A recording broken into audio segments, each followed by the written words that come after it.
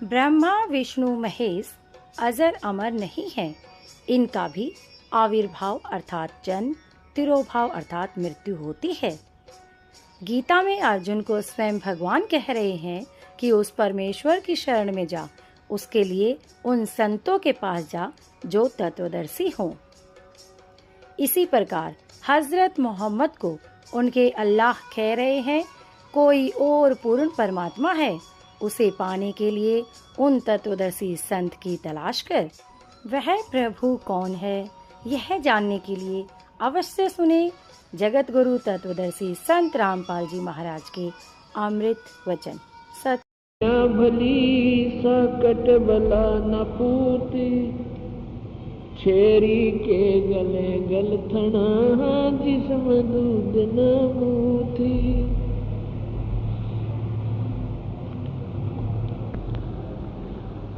बंगला खूब बना परवीन जाम अरस कला दुरबीन। बंगला खूब परवीन जिसम अरस कला दुरबीन। बंगला खूब बना परवीन जिसम अरस कला दुरबीन।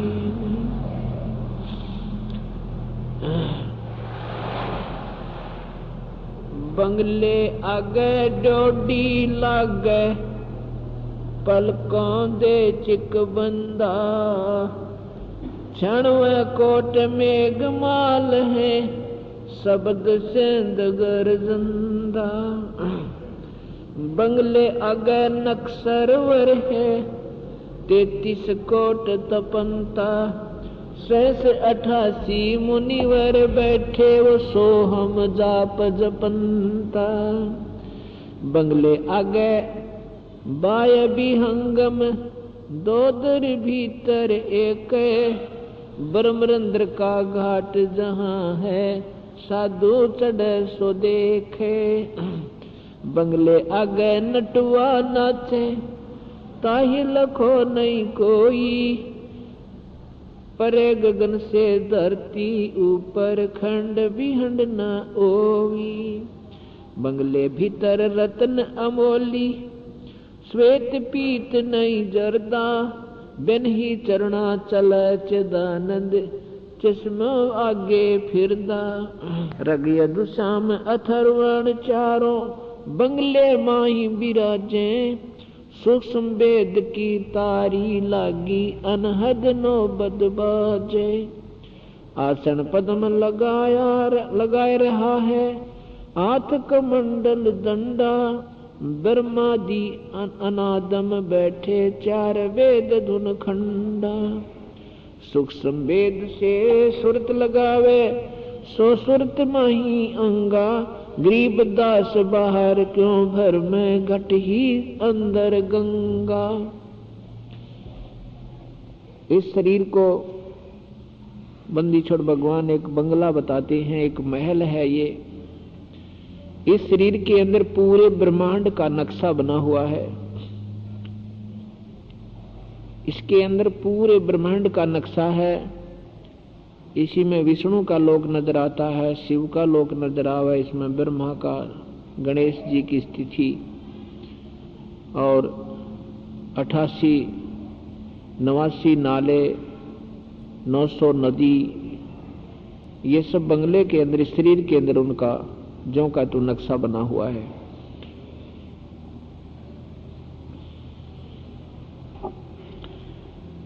इसके बारे में बताते हैं बंदी छोड़ के। जो इस बंगला खूब बना है जोर जिसमें सूरज चंद करोड़। बंगला खूब बना है जोर जिसमें सूरज चंद करोड़। या बंगले के 12 दर हैं मध्य पवन परवाना। राम बजत जुग जुग तेरा नाते होत बिराना। या बंगले में 12 दर हैं मध्य पवन परवाना। राम बजै तो जुग जुग तेरा, नाते होत बराना। 5 तत्व और 3 गुण का बंगला अधिक बनाया, या बंगले में साहेब बैठा सतगुरु भेद लखाया। इसी शरीर में हमारे परमेश्वर भी रहते हैं कबीर साहब। इसी में काल भगवान का भी स्थान है, इसी में ब्रह्मा विष्णु महेश का भी स्थान है। जो भी जिस परमात्मा की साधना करता है उसी के दर्शन उसको इसके अंदर हो जाते हैं। या बंगले में 5 तत्व और 3 गुण का बंगला खूब बनाया, या बंगले में साहेब बैठा सतगुरु भेद लखाया। 5 तत्व और 3 गुण से शरीर तैयार किया गया है। कहते हैं इसी शहर इसी के अंदर हमारे भगवान भी बैठे हैं। वो तो सतगुरु देव ही हमें इशारा करके उसकी विधि देकर हमें दिखा सकते हैं, बता देते हैं।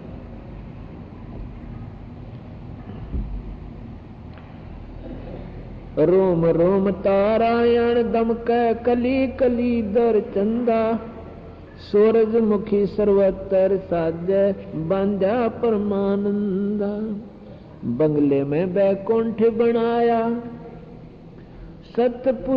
सप्तपुरी सैलाना, भवन चतुर्दश लोक विराज धन कारीगर कुर्बाना। इसके अंदर न कहे मालिक ये परमेश्वर है कारीगर, धन है तेरे ऊपर कुर्बान है, तूने ऐसी कारीगरी की इस छोटे से शरीर में और क्या बना कर रख दिया। सुर नर मुनिजन या बंगले में जाप होते हैं, रंकार धुन शेषा। सुर नर मुनिजन माला फेरे ब्रह्मा विष्णु महेशा। या बंगले में जाप होते हैं, रंकार धुन शेषा। सुर नर मुनिजन माला फेरे ब्रह्मा विष्णु महेशा। गण गंधर्व गलतान ध्यान में 33 कोट विराजे। सुर नर मुनिजन सुरने तंती बीना सुनिए अनहद न दूबाजे। सुरत स्नेही शब्द सुनते हैं राग होत, इला पिंगला पिंग पड़ी है सुषमन झूल झुलंती। ये सुरत स्नेही शब्द सुनत है राग होत नीतंती। 5 25 मगन भये हैं देखा परमानंदा। मन चंचल निश्चल भया हंसा मिले परम सुख सिंधा। नभ की डोर गगन से बांधे तो यहाँ रहन ना पावे। 10 दिशा से पवन झकोरे काहे दोख लगावे। 8 वक्त ओलियां बाजे होत शब्द टकोरा। गरीब दासियों ध्यान लगावे जैसे चंद चकोरा। बंगला खूब बना है जोर जिसमें सूरज चंद करोड़। इसके अंदर हमारे परमेश्वर रहते हैं कबीर साहब अंतर्यामी रूप में, आत्मा के आधार रूप में, अभिन्न रूप से। पर उस दौरान हुआ और कौन सा करने का था और कौन सा ना करने का। आज गीता जी की कसम खा के और कोर्ट में कई सालों तक और हाथ दिया जाता है कि मैं गीता जी की कसम खाता हूं। क्यों? हमारा श्रेष्ठतम हिंदुओं का श्रेष्ठतम ये ग्रंथ है और जो गीता जी की कसम खा ले वो नरक में जा सकता। अब दोनों तरफ से गीता जी पर हाथ दिए जाते हैं। जो जुल्मी है वो भी डर है, मुर्जम भी, और जो दूसरा भी डर है, गवाह भी डर है। जो कहूंगा साच के सिवा कुछ नहीं कहूंगा। और फिर जो फैसला हो से वो फिर एक तक उठा होएगा जब दोनों कसम खावे। तो भाव ये से कहने का हमारा कि यहां जो सबसे श्रेष्ठ ज्ञान गीता जी का, अब इसको लीजिए। गीता जी के ज्ञान तक अंतःकरण साफ हो सके। संतों के सत्संग सुनने से अंतःकरण साफ होगा, पर कर्म जन्म मरण फिर भी नहीं मिटेगा।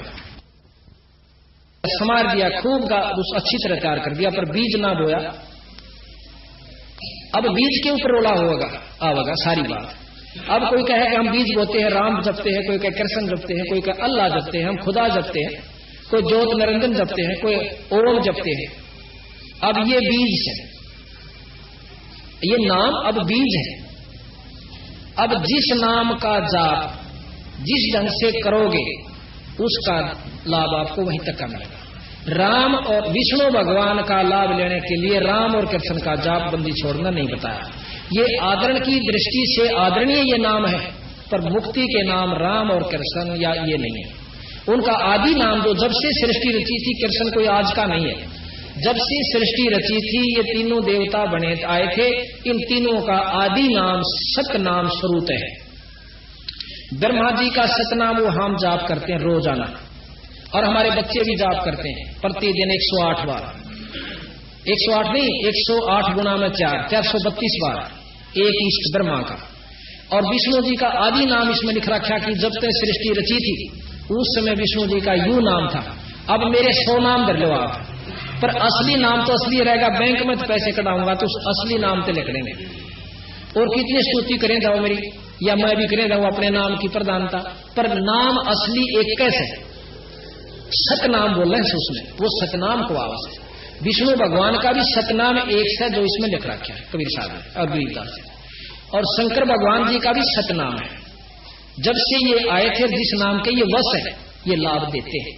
वश क्या चीज होती है कि एक मंत्र होता है, आम नाम तो नहीं लाभ मिलता। जैसे एक मंत्र होता है कि सांप को यहां बैठा गारडू बुला सकता उस मंत्र के पढ़ देने से, और से उस नाग की कितनी स्तुति कर लो सांप की, तू कोबरा से, तू फणधारी से, तेरी मोटी मोटी आंख से, तू लंबी पूछ डाला से, कितने गीत गा लो वो सांप नहीं आवेगा।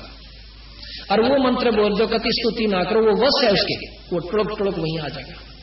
इसका प्रमाण है, एक बार कहते हैं युधिष्ठिर राजा परीक्षित जब शरीर छोड़ गया सांप के डस जाने से, उसकी पुत्र जन्म देने का स्वयं एक यज्ञ करवाया। किस प्रकार का कि उस यज्ञ में ये सब सर्प नष्ट हो जाने चाहिए, इस सब सर्प नष्ट हो जाने चाहिए जिसने मेरे पिता को डसा, उस तक्षक तक। अब बड़े बड़े पंडित विद्वान आए, वो कहने लगे हमारे पास ऐसे मंत्र हैं, हम यहां बैठे और जितने भी सांप पृथ्वी के सबको इसमें हवन कर सकते हैं। जन्मे दे इतना बदले की भावना थी कि सबको नष्ट कर दो, सर्प जाति नहीं रहे। हवन शुरू हुआ, हवन कुंड के वो मंत्र बोले गए। पृथ्वी पर जितने भी सर्प थे आकर के नो लैंडे के लैंडे, यानी तोड़ के तोड़, गुच्छे के गुच्छे और हवन कुंड के अंदर भस्म हो रहे हैं। जन्मेजय प्रसन्न होता है। लेकिन जब कहने लगे जी पृथ्वी पर कोई सर्प नहीं रहा, जो सारे इसमें भस्म हो चुके हैं, तो तक्षक फिर भी नहीं आया जिसने उसका पिता डसा था। कहने लगा वो कहां है? एक विद्वान ने ध्यान लगा, यहां से समाधि लगाकर बता दिया कि उसने इंद्र के पास शरण दे रखी है। अब हम तो थोड़ी सी बात आड़े तुम्हें बता देना, तेरा मकान का मुंह नोन से हमने कहा वो ले भाई तो पूर्ण संत है। और गरीबदास महाराज कबीर साहब उनको भी फेल करते हैं कि जो यहां बैठे ने बता दिया कि इंद्र लोक में क्या हो रहा, विष्णु लोक में। ये जानकारी होने से क्या आत्म कल्याण हो जाएगा? तो फिर क्या हुआ, उसने बताया कि जो तक्षक है उसने इंद्र जी के पास शरण दे रखी है। नो बोला उसने भी बुला दे, कोई सा मंत्र पढ़े, यहां से मेरे पर कितना पैसे ले लो, और वो तक्षक यहां जाना चाहिए। एक पंडित बहुत विद्वान और साधक था, ने बोला जी मैं बुला दूंगा। फिर उसने ध्यान से देखा, महाराज वो तो इंद्र के हाँ, उसने मंत्र पढ़ने शुरू किए तो वो तक्षक जो था वहां से खिसकना शुरू हुआ। उसने जाके इंद्र से प्रार्थना की कि मैं तो खिंचा जा रहा हूं, मेरी रक्षा करो। ने बोला मेरे सिंहासन के लिपट जा। इंद्र के सिंहासन के लिपट गया। फिर वो उसका मंत्र फेल हो गया। ने बोला जी भाई अब उसने शरण ले लीजिए, कति इंद्र सिंह इंद्रासन के नीचे लपटा हुआ है। ने बोला भाई सा विद्वान है जो इंद्रासन समेत यहां ला दे। ने बोला मेरे पास एक और खड़ा हुआ। ने बोला जी मेरे दो रस पढ़ देता हूं भी, और किम में ले लिए इसका। कहते हैं उसने वो मंत्र शुरू किया और इंद्रासन उठना शुरू हुआ। इंद्र ने आवाज लगाई, अर्ज करी भगवान विष्णु से कि मेरे राज को बचाओ, आपने दिया हुआ राज आज मेरा नष्ट हो रहा है, न्यू हो रहा है। तो फिर विष्णु भगवान ने एक ऋषि, उसका नाम मैं भूल गया, वो भेजा कि उसको समझा दे, भाई देखी तेरा बदला बतेरा हो लिया, ईब तो माफ कर दे। उस ऋषि ने आकर समझाया भाई विष्णु भगवान का संदेशा है और इसको करना तो बंद कर दे। तेने लाखों मार दिए, एक ना है तो कोई बात नहीं, और उसको तो नहीं मत मार। और इतने पाप करवाना किधर के ले जाएगा तू सिर पे? तो कहने से वो मान जाता है और तक्षक की जान बच जाती है। अब महाराज गरीबदास कहे कि इसे शब्द और इसे मंत्र बोलनी है, और ईब कोई बोल देने रे सांप ने बुला देता हम केरा के समझ लिया उसने। तो उनको भी महाराज कहें ये गधे की दुनिया में जाते हैं जो ऐसे साधक है। और हम थोड़ा सा लोग कहे कि इतनी ऊंचा उठ जाया करे, बस क्या क्या कहने। तो ये जो हमने ना तो ज्ञान का बेरा और ना अपना साधना, तो हम इनको सब कुछ मान बैठे जो कति मानन के नहीं थे। अब हम साधना के ऊपर आते हैं, तो उन पांचों उनके सत नाम है। इस प्रकार इन नाम के वो वश है और इस नाम के जाप करने वालों को उनको ये नाम देना पड़ता है। अब हमने मनमुखी नाम धर लिया, 1000 नाम धर लिए कृष्ण जी के, विष्णु जी के। इब पानी पा चाहिए अपन, जल चाहिए, उसके 3 नाम धर लिए, जल पानी नीर, जल पानी नीर, जल पानी नीर। के तो कोई आयो भाई पानी चाहिए तो जल कह दे, भाई पानी पीऊंगा, जल ले आ जाओ। और न्यू बेवकूफ मन तो कोई सा लगता नहीं। गरीबदास जी कबीर साहब कहते हैं कि जल पानी नीर, जल पानी नीर, और भी धर ले वाटर, जल पानी वाटर, जल पानी। ये कोई तो कोया एक का नाम तेरा, अगर सही उसका सह तो भाव ये से कहने का कि हमने ना तो ज्ञान का बेरा और ना अपनी साधना, और शास्त्र पढ़ लग जाए आदमी पागल हो जा, आखिर में नो का भगवान सह नहीं, और उस मोड़ जा रहा से, वो उस तोड़ जा रहा से, वो नो का विष्णु पढ़ा है, विष्णु शंकर पुराण का है, शंकर के बराबर कोई शक्ति नहीं। तो हम ये शास्त्र आपको पढ़ कर सुनावांगे, क्योंकि 7 दिन का समागम है, ये एक नहीं। ये मेरे पास विष्णु पुराण, शिव पुराण और सत्कार प्रकाश, महाभारत, रामायण, गीता जी, ये सब रखे, इनको पढ़ कर सुनावांगे और फिर इस गरीबदास जी मिलावांगे। इनमें जो लिख रखा है वो बिल्कुल 100 का 100 सत्य है। जब ये सत्य हो सका तो जो इन और बता रखी ऊपर की वह कौन सी गलत हो जाए कि साधना एक और करनी है जो आप नहीं करते। बोल सतगुरुदेव की अहे। अभी आपने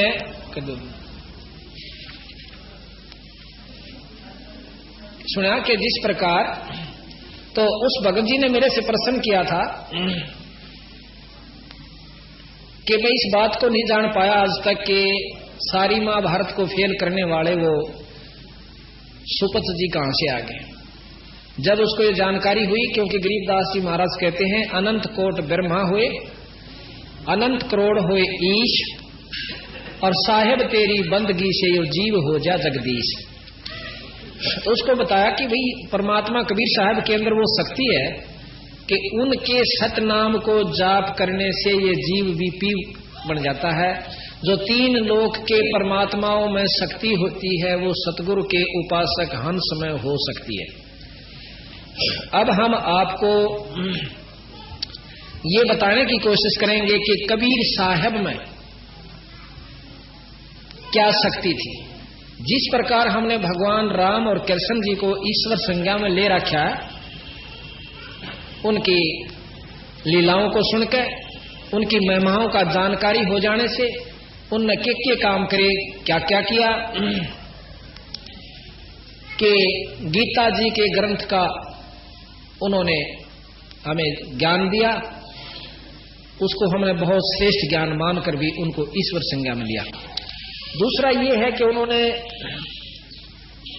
अपने पिताजी को कैद से छुड़वाने के लिए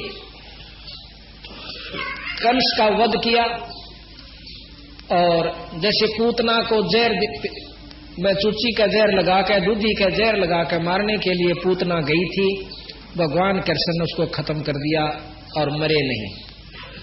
और भी बहुत से कितने राक्षस गए थे, उनके काबू में भगवान कृष्ण नहीं आए। इन शक्तियों की जानकारी हो जाने से, लीलाओं के ज्ञान से हमने उनको ईश्वरीय संज्ञा में ले लिया, और इसमें कोई शक नहीं। इसी का प्रमाण बंदी छोड़ कबीर साहब तथा गरीबदास जी बतावे हैं कि ये 3 लोक के परमात्मा थे। अब हम आपको कबीर साहब की लीला बताएंगे। गरीबदास जियों ने जो भी वो देखा था अपनी आंखों से, यानी सुरत की आंखों से, अंतःकरण की आंखों से, बाहर की आंखों से काम नहीं चलता। बहुत से पथ भ्रष्ट समझो, मार्ग से भ्रष्ट हो चुके हैं जो भक्तजन, वो केवल आंखों से ही नो कहीं इन आंखों से दर्शन करवा देता हूं भगवान का। तो इसका मतलब है कि जिन जो अंधे हैं वो तो इन आंखों का दर्शन कर ही नहीं सकते, वो तो परमात्मा। सूरदास जी तो ईश्वर के दर्शन कर ही नहीं सके था। वो आंखें और हैं जिनसे ईश्वर के दर्शन होते हैं, परमात्मा के दर्शन हो सकते हैं। तो उन आंखों से कबीर साहब ने गरीबदास जियों को वो ऊपर के मंडल दिखाए, और जो उन्होंने देखा वही यहां पर लिख दिया। महाराज कहते देखती कहत हूं, अनदेखी कहत नहीं, ये जो भी मैंने लिख रखा अपनी आप देखी हुई कही से, इसमें झूठ रती भरनी है। तो अब हम आपको कबीर साहब के बारे में जानकारी देंगे कि उनमें क्या शक्ति थी। हमारे पास है, मेरा बैग ला उठा, वो मेरा बैग ले ला लो। कबीर साहब के बारे में आपको जानकारी देंगे कि कबीर साहब अनंत कोट ब्रह्मांड के परमात्मा है। अनंत करोड़ जिसको पूर्ण ब्रह्म कहते हैं। कबीर साहब इस कलयुग के अंदर वैसे तो बहुत बार प्रकट हुए, बहुत बार, परंतु लंबे समय में जो प्रकट होकर रहे वो कबीर नाम से और काशी जी में प्रकट हुए। काशी जी में प्रकट हुए विक्रमी संवत 1455, विक्रमी संवत 1455 में जेठ उतरते की पूर्णमासी पूर्णमासी के दिन बंदी छोड़ कबीर साहब काशी से लगभग 2.5-3-4 किलोमीटर की दूरी पर एक लहर तारा तालाब है, उसके अंदर अपने सब इच्छा से अपने सतलोक से आकर और एक कमल के फूल के ऊपर प्रकट हुए। ये कहां गया वीडियो फिल्म वाला, बुला के लाइए उसको।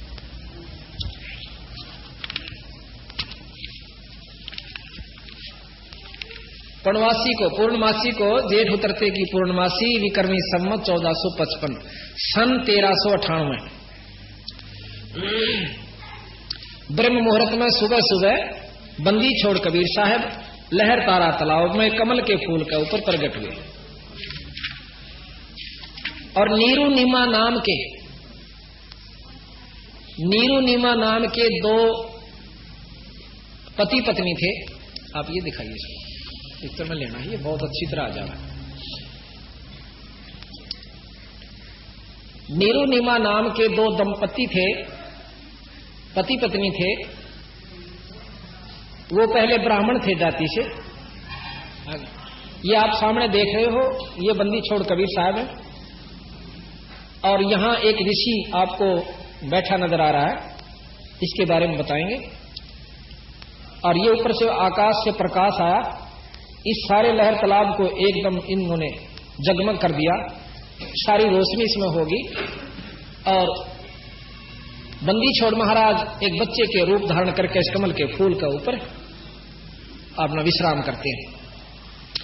नीरू नीमा ये दो हिंदू यानी पंडित थे जाति के। इनका नाम था गौरी शंकर और सरस्वती।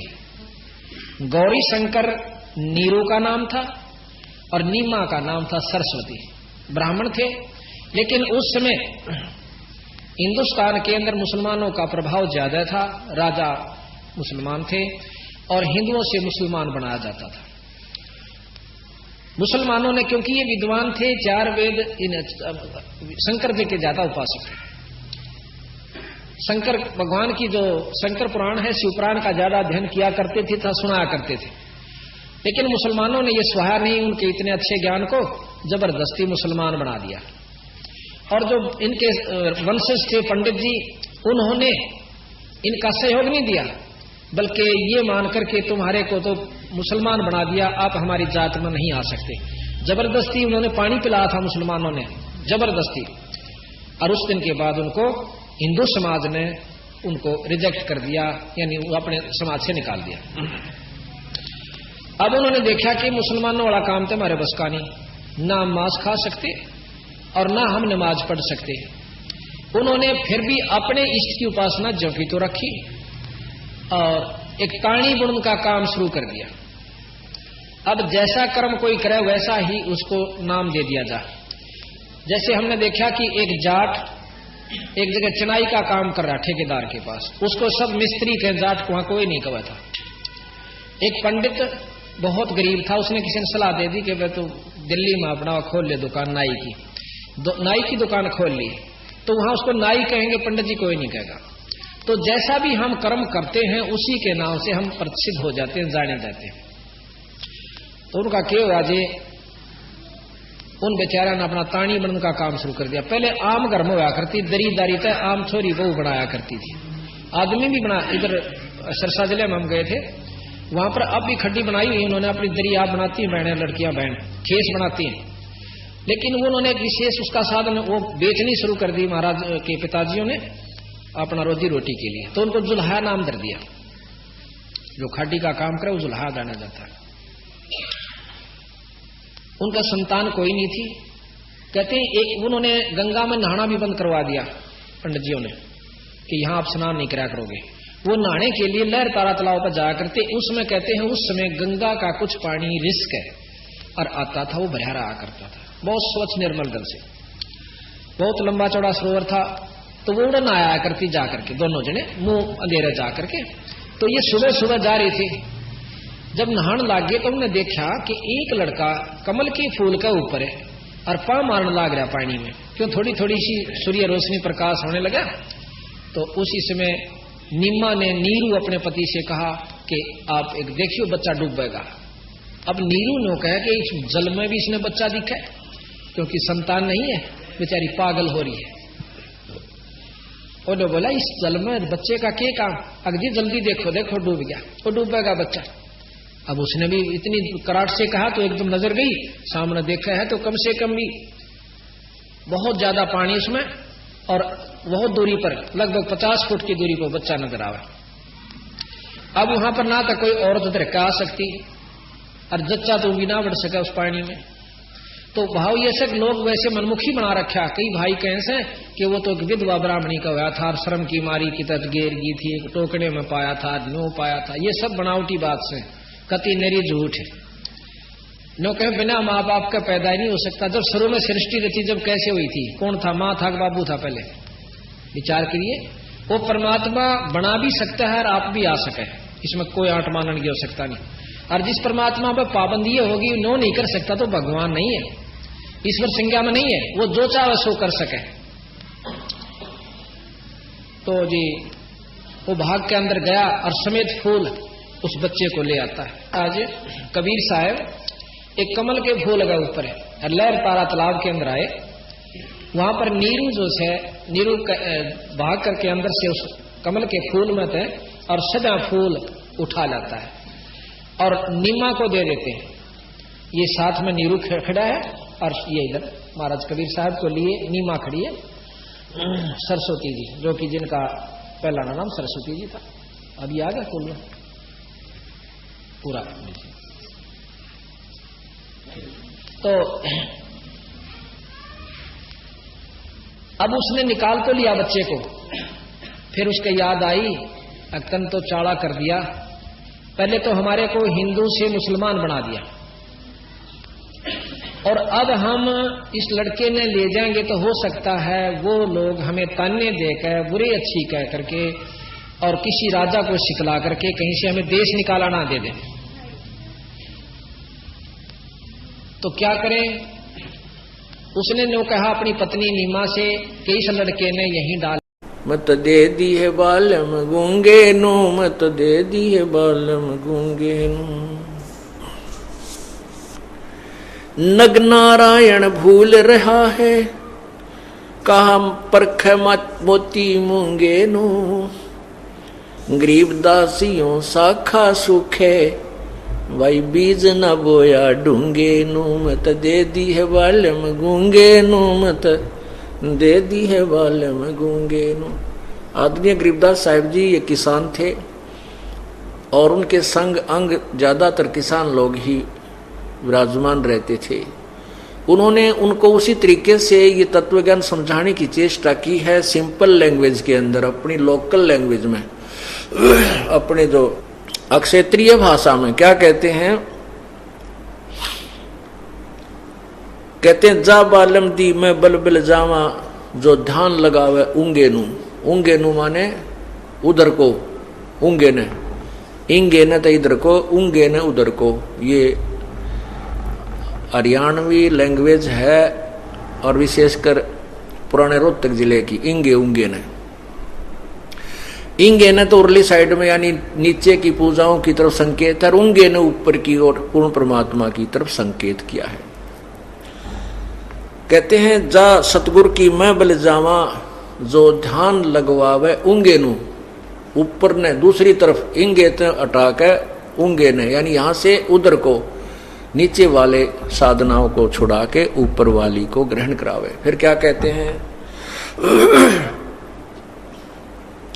नग नारायण भूल रहा के परख मोती मूंगे नु। ये जोरी लोग सेठ बनके धनवान बनके नो का मोतियां की परख कराते फिर देखिए नकली है कसली न करो। भगवान की जो पूजा सत साधना रूपी जो नग है लाल है उसको छोड़ के तन ये मोती माती ये नकली यहाँ के साजबाज में अपना जीवन खो दिया।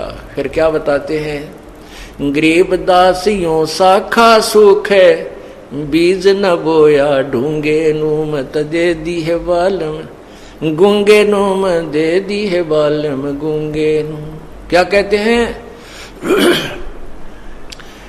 बीज न बोया ढूंगे नू, ढूंगे न माने गहरा, जैसे किसान बीज बीजता है हल के साथ, तो किसी का बीज उगता नहीं था तो उसने कहा करते थे जो एक्सपर्ट होते थे, बेटा तूने गहरा बीज नहीं बोया, तूने ऊपर ऊपर बो दिया, जिससे तुझे हानि होगी, तेरी शाखा बनी नहीं, तेरा जो साख जो गेहूं है ये फसल तेरी इसलिए नहीं होगी कि तूने ऊपर ऊपर बीज बीज दिया। ढूंगे न ना बीजा, गहरा बीज नहीं बीजा। अब यहां पर गहरा बीज बीजन का क्या अर्थ है और ऊपर ऊपर तो क्या कहते हैं, ओसा प्यास न भाग ही जब लग धसे नि आब, ओस के चाटने से प्यास नहीं समाप्त होती, बुझती नहीं, जब तक 2 गिलास गट गट नहीं पी ले ठंडे पानी का। अब हम क्या साधना करते हैं, जैसे हम ऊपर ऊपर बीज और ढूंगा बीज बीजन का क्या यहाँ अर्थ बताया है सदगुरु जी ने। जैसे हम पहले 1.25 रुपये का प्रसाद मंगलवार ने बांटा करते 7 दिन, और उसको एक बहुत बड़ा पुण्य मानते थे, या उस दिन सारा दिन भूखा मर के अपना पुण्य समझते थे, व्रत रख लिया, शाम ने प्रसाद बांट दिया। कहते हैं ये साधना ये पुण्य नहीं था, ये तो ऐसा पुण्य था जैसे ओस चाट रहे हो। और ये जो साधना बताई जाती है, सुबह के नित्यनेम, दोपहर के बाद रमणी, फिर शाम ने संध्या आरती, गायत्री मंत्र, सतनाम का जाप, यानी मंडाए रहे खूब खूब जबर, यानी बहुत ज्यादा साधना आपको करनी पड़ेगी, तब यह आत्मा की प्यास बुझेगी, तू धनी होगा, ये बीज गहरा बीजा जाएगा। और 100 रुपये का प्रसाद 5.25 का बैठ दिया कि तो 100 मणि करवा दिए 1 साल में, तो ये कोई भक्ति नहीं थी, ना ही ये कोई पुण्य था। तो कहते हैं गरीब दासियों साखा सुख है, बीज न बोया ढूंगे नू, गहरा बीज बीजा नहीं, अर्थात डट कर धर्म पुण्य किया नहीं, डट के साधना सत साधना की नहीं। पहले हम सब भक्ति करते थे, एक इसी जोत लाया करते, वह सूखी आली सी करके, वह या तो वो ओम जय जगदीश हरे, स्वामी जय जगदीश हरे, अभी फटाफट कराया करते, कर आकर चलना किता और फिर गप्पे मारने हैं। तो वो या तो वो आरती पूरी नहीं होती, इतने बुझ लेती वो जोत घी की, और फट करते करते भाग लेते, फट फिर पता नहीं कहाँ जाके के बकवाद घड़न लग जानते।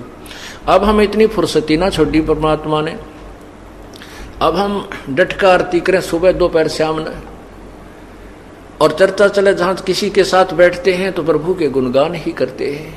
कैसी कृपा की प्रभु ने, और कोई ना बोलनिया बतलानिया है तो अपने आप बोलना बदलावा, फिर परमात्मा का सिमरण करने लग जाते हैं, श्वास उश्वास का, या वैसे मंत्र जो पहला मिला है।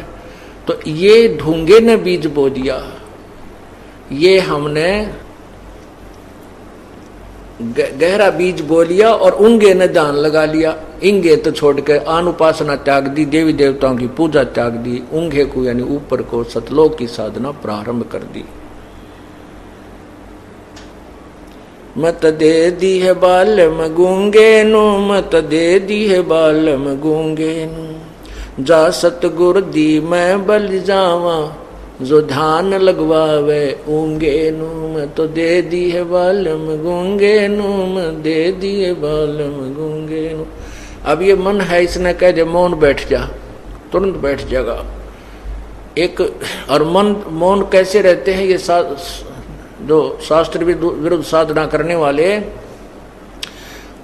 केवल बोलना अलाउड नहीं, लिखना अलाउड है।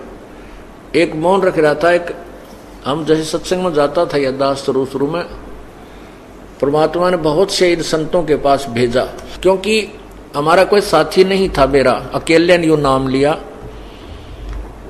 और इस क्षेत्र में कोई भी दूसरा इस सुर में सुर मिलाने वाला नहीं था। फिर दास ने सोचा इन संतों के पास देखो ये क्या क्या बातें बताते हैं, जहां भी कोई आश्रम डेरा दिखता उसके पास पहुंच जाता, फिर उनसे चर्चा होती, चलते रहते, फिर उनको पता लग जाता ये तो डले ढोरे हैं, और उनको कह दिया एक दो को तो नाराज हो गए, कोई बात नहीं। तो एक ऐसा ही जिसके पास मैं जाता था, फिर दूसरी बार गया तो उसने पता लगा कि महात्मा जी तो मौन रखे हुए, कितने दिन का, 3 महीने का। तो उसके पास गया तो मैंने प्रणाम किया, उसने संकेत किया, एक आसन बिछा हुआ था नीचे, वहां मैं बैठ गया, और फिर लिख के स्लेट पे कहां से आए हो, जानता था लेकिन एक औपचारिकता पूछते कहां से आए हो, कैसे आना हुआ, फिर मैंने उसको बताया। फिर उन्होंने अपने ऐसे किया, वो उसके सेवक आए, इनको चाय पिलाओ। अब यहां परमात्मा कहते हैं इस गूंगेपन ने तो जो मन स्वीकार कर लेता है, और उसको यूं कह दे कि साधना तेरी गलत है, सदग्रंथों में इसको मना किया है। और वो कबीरपंथी था, वो साधु कबीरपंथी था, और मैं इसलिए जाता था कि इस दौरे कोई इसके पास अवश्य कोई ज्ञान होगा। अब वाणी तो बोलना ठीक, कबीर जी की वाणी तो ठीक है, परमात्मा की उन्हें पढ़ कर सुन ले चाहे गोट कर सुना दे, लेकिन करनी उसके विपरीत, उनकी क्रियाएं विरुद्ध थी। तो परमात्मा की वाणी में लिखा है, मौन रहा तो क्या हुआ ये बोले से नो भेवे, मौनी वक्ता एक है ना पर से दिल देवे। क्या बताते हैं कि ये तू मौन रह रहा है, इससे क्या लाभ होगा। अब मौन भी है और लिख के दे रहा है, ध्यान तो भंग हो गया तेरा, भक्ति में तो ध्यान रहा नहीं जब आपने लिख कर दिया। लिखने में समय गणा ला गया, या जब आने ला दे एक बैग भाई कहां से आए थे, क्या बात है, और ठीक हो भाई चाय पिलाइयो, कितना जल्दी काम निमट गया। भक्ति करनी है फिर कर ले अपना चुप हो करके। ये बनावटी ड्रामिया ने जो मन पसंद करता है, और इसको ये सच्चाई बता दे, सींग पिना ले, नाराज हो जा, बात भी ना करे, क्यों मन को पता है, काल को मालूम है। यदि इस आत्मा को सच्चा ज्ञान हो गया, ये तेरे पंजात निकल जाएगी, और तेरा जो उल्लू सीधा होना बंद हो जाएगा। 1 लाख जीव कहां से आहार किया करूंगा।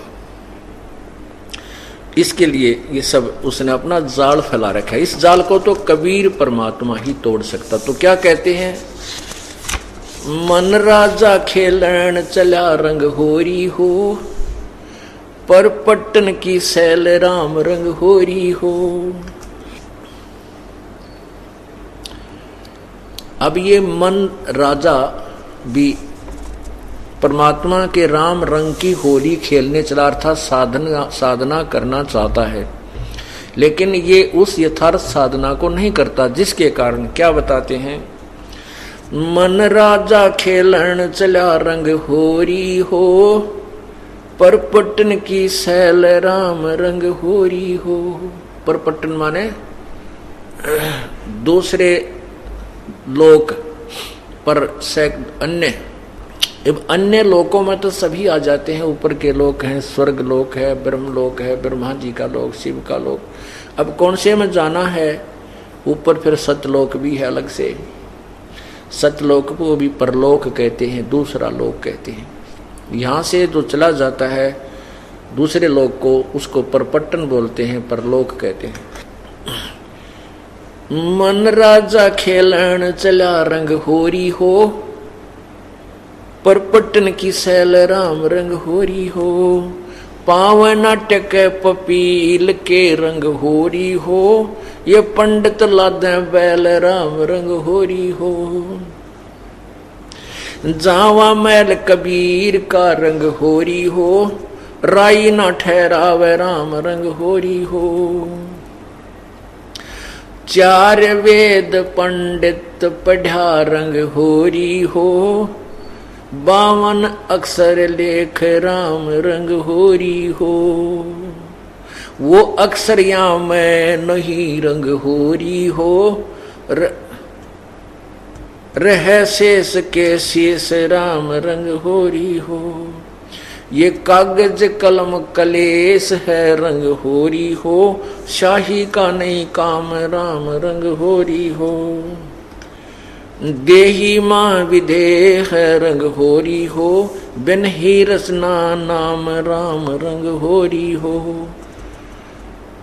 अब क्या बताते हैं कि जो ये पंडित जन विद्वान पुरुष चारों वेदों को पढ़ते हैं, वो वास्तविक मंत्र इनमें नहीं है, जो तारक मंत्र है, जो मोक्षदायक है। उसके लिए क्या बताया है कि सो हम शब्द हम जग में लाए, सार शब्द हम गुप्त छपाए।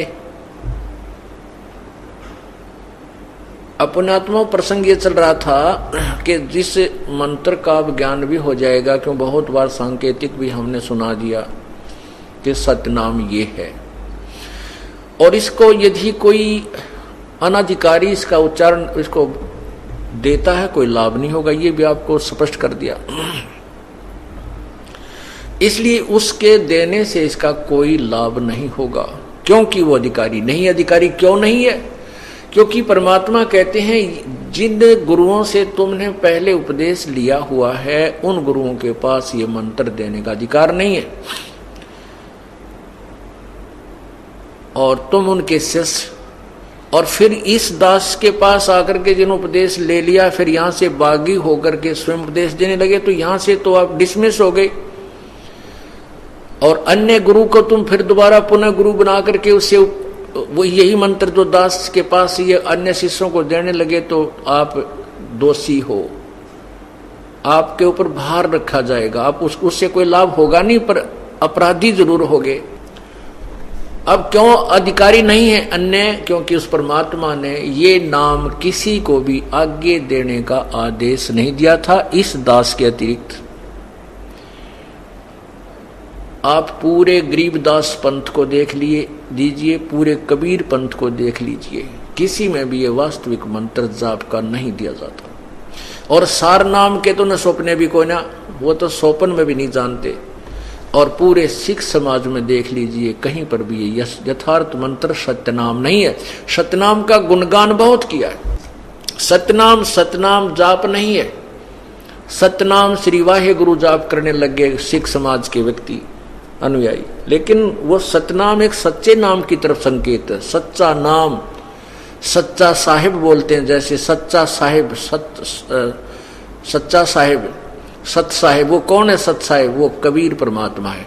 इसी प्रकार जो सच्चा नाम है सतनाम, वो कोई अन्य मंत्र है जो 2 अक्षर का है, जिसमें एक ओम है, एक सांकेतिक है, गुप्त है। तो ये गुरु श्री नानक साहिब जी को कबीर परमात्मा मिले थे, पूर्ण ब्रह्म मिले थे, उनको नाम दिया था, जाप करने का आदेश दिया था कि तुम स्वयं जाप करो, लेकिन उनको आगे किसी को देने का अधिकार, ये मंत्र देने का अधिकार नहीं दिया था। हाँ, क्योंकि जैसे उन्होंने कहा वाहे गुरु जपो, वाहे गुरु हे भगवान, हे परमात्मा, इससे क्या रहा कि आत्मा में भगवान की चाह बनी रही, धार्मिकता बनी रही, और अमृतवाणी लिख दी, इसको पढ़ने से ज्ञान यज्ञ का फल मिलता रहा, और ज्ञान यज्ञ से भी बहुत से उसके प्रतिफल में संसारिक लाभ होने शुरू हो जाते हैं। केवल एक वाणी के पाठ से भी बहुत से लाभ प्रारंभ हो जाते हैं, लेकिन मोक्ष नहीं हो सकता। अब वो ज्ञान यज्ञ अर्थात वाणी का पाठ, चाहे पवित्र गीता जी का नित्य पाठ कर लीजिए, किसी एक अध्याय या कुछ श्लोकों का, या किसी वेद के 1-2 श्लोक प्रतिदिन, 10-5 श्लोक घोट लीजिए, उसको प्रतिदिन आवर्ती कीजिए, रिपीट कीजिए, उसका भी पुण्य है, उसका भी लाभ मिलता है। ऐसे गुरु ग्रंथ साहिब या सदग्रंथ की गरीबदास जी की वाणी से नित्य पाठ जो करते हैं सुबह दोपहर शाम के, इनका भी लाभ है। यदि ये पूर्ण परमात्मा का वास्तविक मंत्र नहीं मिला तो ये इतना लाभ है जैसे किसी के ग्लूकोज लगा दी गई हो, और दीर्घ रोग है, वो रोग की जड़ी नहीं मिली हो उसको, लेकिन वो मरता नहीं जब तक हॉस्पिटल तक नहीं पहुंचता।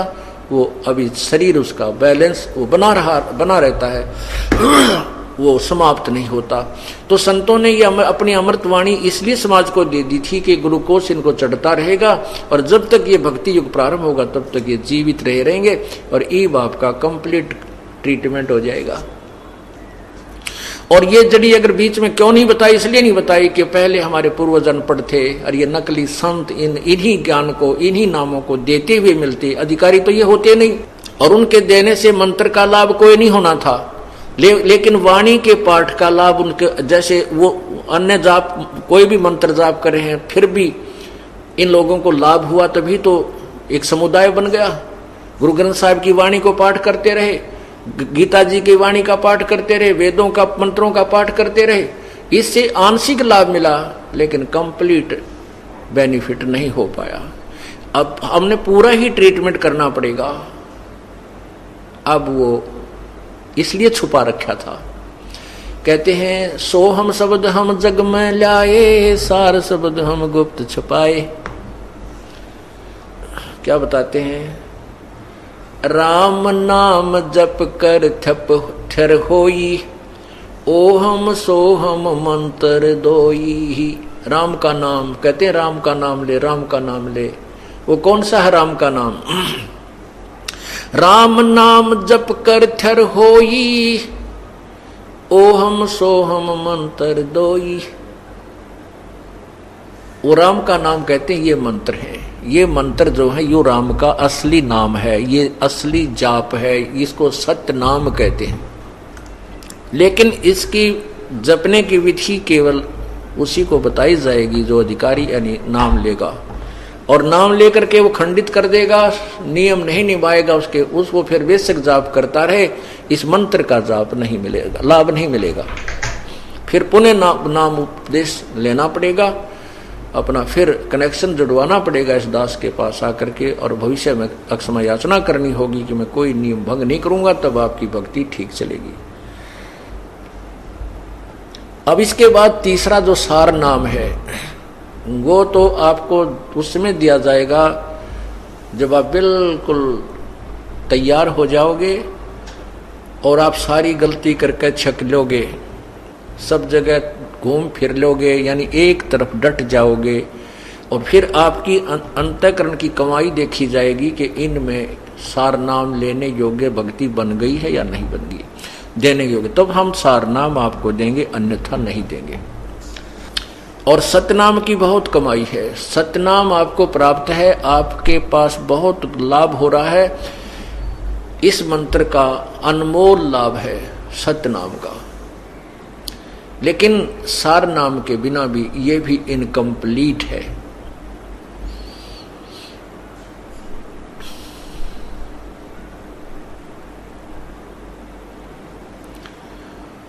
अब हम जो प्रसंग आपको सुना रहे हैं कि सार नाम, ये क्यों ऐसी भक्ति बिगड़ती चली गई, क्योंकि उनको नाम देने का, स्वयं जाप करने का अधिकार था लेकिन देने का अधिकार उन संतों को नहीं था। अब गरीबदास जी के पंथ में परमात्मा ने पहले कहा है कि संवत 1575 सोई, ताग में प्रेम प्रगटे सोई, और मेरी जो मेरी जो महिमा की वाणी प्रगट होएगी, मेरी महिमा की वाणी प्रगट होएगी, उस 12वें पंथ में, 12वां पंथ गरीबदास जी का पंथ है, और गरीबदास जी का जन्म सन 1774 में हुआ है। ये गलती से 75 लिखा गया है उसमें कबीर सागर में, ये संवत 1774 है। तो 1775 में लिखा है कि मेरा प्रेम पुनः प्रकट होगा, मेरी अमृतवाणी, मेरी महिमा की वाणी प्रकट होगी, और उस पंथ के गरीबदास पंथ तक और अन्य जो कबीर पंथ के अन्य 11 पंथ यानी कुल 12 पंथ जो होंगे, इनके अनुयायी महिमा तो उस वाणी के आधार पर मेरी ही सुनाया करेंगे, लेकिन उनको असंख्य जन्म तक भी मोक्ष नहीं होगा उनका, क्योंकि उनके पास ये मंत्र नहीं है, तीनों मंत्र नहीं होंगे। लेकिन उस परमात्मा ने कबीर गरीबदास जी को कहा था, फिर कहा कि उस ब्रह्म पंथ में हम ही आगे चलकर आएंगे, इन 12 पंथों को समाप्त करके केवल एक ही पंथ चलाएंगे। तो इस कभी गरीबदास पंथ में ये यथार्थ मंत्र सतनाम तक अभी तक चल रहा था। गरीबदास पंथ में नहीं, ये केवल एक धारा में हमारे जो पूज्य गुरुदेव जी थे, इस परंपरा में यही आदेश रहा है कि केवल जिसको तुमने आगे उत्तराधिकारी बनाना है, केवल उसको ही ये नाम बताना है, और वो आगे किसी को नामदान नहीं देगा। आगे जाके जब मेरे गुरुदेव के तक ये मंत्र सतनाम थे, उन्होंने आगे किसी को आदेश नहीं दिया नाम देने का, केवल मुझे आदेश दिया। और ये रहस्य उन्होंने बता दिया था कि इस परंपरा में केवल अब तक ये यहां तक लाना था, और अब तेरे जैसा संत इस पृथ्वी पर नहीं होगा। हमारे गुरुदेव ने ये वचन उच्चारण किए थे, इस पृथ्वी पर तेरे जैसा संत नहीं होगा, पूरे विश्व का कल्याण करना होगा, करेगा, और मैं तेरे साथ रहूंगा, अपने आप को अकेला मत समझना। तो ये केवल मेरे गुरुदेव, पूरे गरीबदास पंथ को मैंने छान डाला इस रहस्य का भेद निकालने के लिए। किसी के पास ये मंत्र यथार्थ नहीं थे। कोई कुछ मंत्र दे रहा है, कोई एक मंत्र दे रहा है, कोई कुछ, कोई सोहम मंत्र दे रहा है, कोई ओम गुरु जी दे रहा है, कोई कुछ बता रहा है, सतगुरु जप लो, कोई ओम नमः भागुदेव वासुदेव नमः जप लो। ये गरीबदास और कबीर पंथ के नाम बता रहा हूं आपको, ये भी ये नाम देते थे। तो ये परमात्मा ने अभी तक रहस्य छुपा रखा था कि सार सोहम शब्द हम जग में लाए, और सार शब्द हमने गुप्त छुपाए। वो वास्तविक मंत्र तो अभी छुपा रखा था। फिर कहते हैं धर्मदास तो लाख दुहाई, जो धर्मदास जी कबीर परमेश्वर के बहुत निकटतम शिष्य थे, उनको आदेश दिया था कि सार शब्द की तबार ना जाई, सार शब्द बार जो पढ़ी तो बिचली पीढ़ी हंस नहीं तरही। अब ये बिचली पीढ़ी प्रारंभ होगी। पहले वाली पीढ़ी अशिक्षित थी, उस समय परमात्मा आए, 64 लाख शिष्य हुए, उनको रिचार्ज करके चले गए, उनकी भक्ति करा के चले गए, और वही रिचार्ज होकर के पुण्यात्मा अभी तक मनुष्य शरीर के जन्म प्राप्त करती हुई आ रही हैं। इस दौरान आपके ना जाने 10-12 मनुष्य जन्म हो चुके हैं। अब भी आप में भक्ति की चाह है, तरफ है।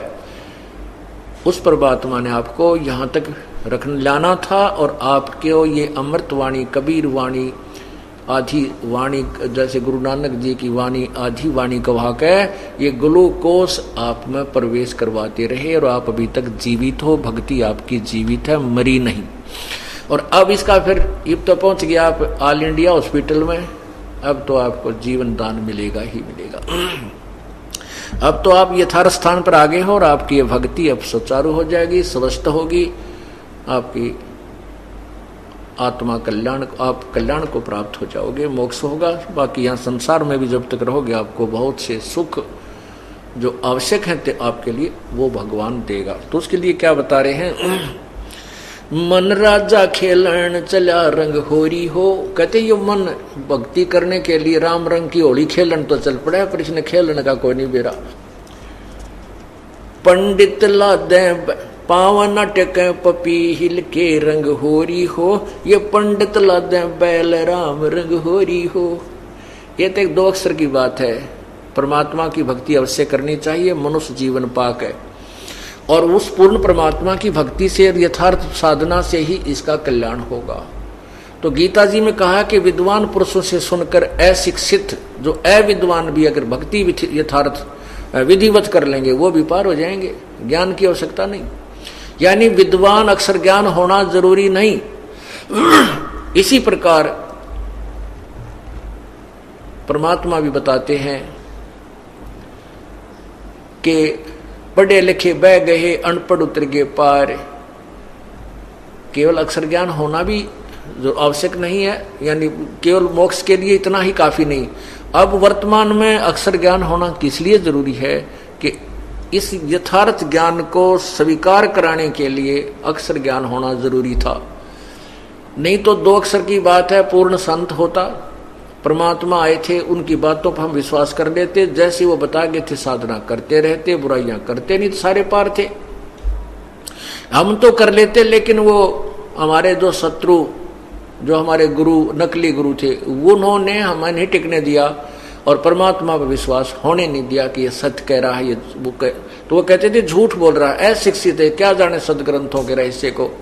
लेकिन ये सदग्रंथों के रहस्य परमात्मा पहले बता के गए। और वो अमृतवाणी जो सिंपल लैंग्वेज आज प्रमाणित है, आज हमारे पास प्रत्यक्ष है, जिसमें सभी सदग्रंथों का रहस्य और इनसे भी ऊपर का ज्ञान जो वेदों में नहीं है, वो आज भी कबीर वाणी में विद्यमान है। और जो वेदों में है वो भी है। जैसे एक 10वीं तक का सिलेबस की जो बुक्स होती है और जो BA MA की जो बुक्स होती है, उसमें 10वीं तक का सिलेबस भी कुछ आंशिक होता है। ऐसे परमात्मा ने वेदों, गीता, पुराण, कुरान, महाभारत, इन सभी का अपनी वाणी में बहुत अच्छा निर्णायक ज्ञान भी दिया है और इसे आगे का ज्ञान भी दिया है। इससे सिद्ध हो जाता है कि उस परमात्मा ने जब वेदों और गीता का ज्ञान यथार्थ दिया है तो भविष्य आगे का ज्ञान भी यथार्थ है। और जो परमात्मा के ज्ञान को बिसराया करते थे, वो नकली ऋषि और महर्षि और संत, गुरु, मंडलेश्वर, वो अपने सदग्रंथों से परिचित नहीं थे। इति सिद्धम, वो गुरु नहीं थे। कहने का भाव यह कि अगर वो गुरु होते और यही कह देते ये नाम जपो, ये मर्यादा रखो, तो फिर हमने ये इतने ज्ञान ग्रहण करने की आवश्यकता ही नहीं थी। हम उसी नाम को जपते, इसी तरह रहते, हमारे सुख होते रहते, मोक्ष को प्राप्त हो जाते। तो क्या बताते हैं, पावन टक पपीहिल के रंग होरी हो। परमात्मा के वहां जाने के लिए तो चिट्ठी भी ना जा सकती उस रास्ते से। और तुम बैल लाद रखे, पहले बैलों के ऊपर सदग्रंथों को थैले में डालकर ये विद्वान पुरुष शास्त्रार्थ के लिए ले जाते थे। और कै खे का बेरा नहीं था इनको, कै खे का भी ज्ञान नहीं था सदग्रंथों के बारे में। इन संस्कृत के ज्ञाताओं को वैसे मगज बढ़ाते फिरा करते एक दूसरे के साथ। पावन टिके पपील के रंग होरी हो, ये पंडित लादे बैल राम रंग होरी हो। जहां वहां महल कबीर का रंग होरी हो, राई ना ठहरावे राम रंग होरी हो। 4 वेद पंडित पढ़ा रंग होरी हो, वो अक्षर या मना ही सुनो रंग हो। 52 अक्षर लेख राम रंग होरी हो, वो अक्षर या मैं नहीं रंग होरी हो। यो कागज कलम कलेस है रंग होरी हो, शाही का नाकाम राम रंग होरी हो।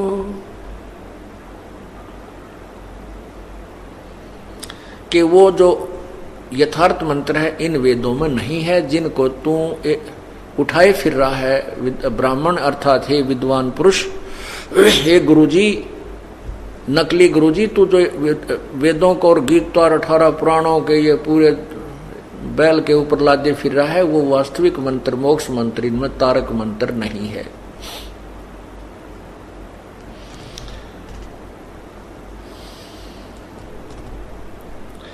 तारक मंत्र लीजियो रंग होरी हो,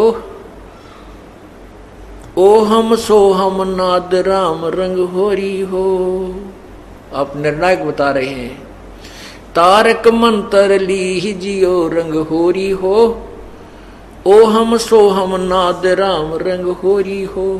सुकृत नाम उचार है रंग होरी हो, लीला अगम अगाध राम रंग होरी हो। अब और क्या बताते हैं, उस तीसरे शार नाम का संकेत देते हैं। ओ हम सो हम मध्य है रंग होरी हो, वो सूक्ष्म मंत्र पावे राम रंग होरी हो। ये गायत्री सार है रंग होरी हो, और मंत्र कोटों लाख राम रंग होरी हो। कहते हैं ये जो सतनाम है इसके भी बीच में अर्थात इनसे भी भिन्न एक और मंत्र है जो सार नाम है, यथार्थ मंत्र है। उस तारक मंत्र का एक अंश ये भी है, ओहम सोहम मंत्र जो है ये तारक मंत्र है। इसके बीच में यानी इससे भिन्न एक और मंत्र है जो सार नाम है। फिर क्या बताते हैं कि केवल इन मंत्रों, केवल सतनाम से पार नहीं हो सकता प्राणी जब तक सार नाम नहीं मिलेगा। तो ये सभी सारा कुछ सिलेबस पूरा होगा तभी हम पास होंगे, परमात्मा पाएंगे। कहते तारक मंत्र लीजियो रंग होरी हो, ओहम सोहम नाद राम रंग होरी हो। ओहम सोहम मध्य है रंग होरी हो, वो सूक्ष्म मंत्र छाक राम रंग होरी हो। ये गायत्री सार है रंग होरी हो, और मंत्र कोटों लाख राम रंग होरी हो। और भी नरे मंत्र हैं, करोड़ों लाखों हैं, लेकिन इन मंत्रों के इक्विवेलेंट वो मंत्र नहीं है। ओम आनंदी लहर है रंग होरी हो, सोहम मुक्ता चंद राम रंग होरी हो। ओम मंत्र मोक्षदायक नहीं है। ओम मंत्र तो काल के लोक में मौज मारन, मौज मस्ती करने का है। आनंदी लहर है यहाँ के आनंद लेने का, जैसे स्वर्ग चलेगा ओम नाम की कमाई करके, महास्वर्ग ब्रह्मलोक में चलेगा। और फिर कुछ साधना बची तो यहाँ राजा बन गया और फिर गधा बन गया। कहते हैं ये ओम मंत्र की का बेनिफिट है। लेकिन सोहम मुक्ता छंद, और सोहम मंत्र भी मुक्ति का एक मीडिया है, मतलब मुक्ति। सोहम मुक्ता छंद, सिंध का अर्थ होता है संधि, यानी इसके साथ भी कुछ और जोड़ शेष है। ओहम सोहम सार है रंग होरी हो, कोट कला रविचंद राम रंग होरी हो। अब इन दोनों मंत्रों का सतनाम के जो महिमा कितनी बताते हैं, विधिवत साधना की, वैसे नहीं ओम सोम ऐसे कोई जाप नहीं होता। ये इसका श्वास के विधि है, श्वास उश्वास से सेवन करना है। कैसे करना है ये आदेश दिया जाता है पूर्ण संत से, तभी ये लाभ मिलेगा। अब जैसे इसका हम कहते हैं, यदि हम मौखिक जाप 1000 करते हैं और मानसिक 1 कर लेते हैं, वो मानसिक जाप उस मौखिक जाप 1000 से अधिक वैल्यू है। और मानसिक जाप 1000 बार करते हैं और श्वास। बोलो सतगुरु देव की जय। ऐसे ही आध्यात्मिक वीडियो देखने के लिए हमारे चैनल संत रामपाल जी महाराज के सत्संग को सब्सक्राइब करें। सत साहिब।